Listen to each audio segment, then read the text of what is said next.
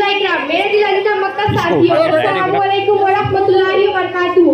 मैं अपनी तकरीर का आगाज शेर के साथ करती हूँ।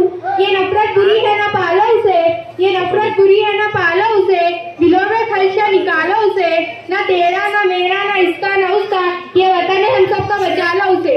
हमारा मुल्क हिंदुस्तान अंग्रेजों की गुलामी से 15 अगस्त सन 1947 में आजाद हुआ, लेकिन हमारे आजाद भारत का कोई अपना कानून न था। इसी कमी को पूरा करने और दस्तूर मुकम्मल करने के लिए दस्तूर साज कमेटी तश्कील दी गई। हमारे मुल्क का कानून 26 नवंबर 1949 को बनकर तैयार हो गया था। इसी 26 जनवरी 1950 को पूरे मुल्क में नाफिज किया गया।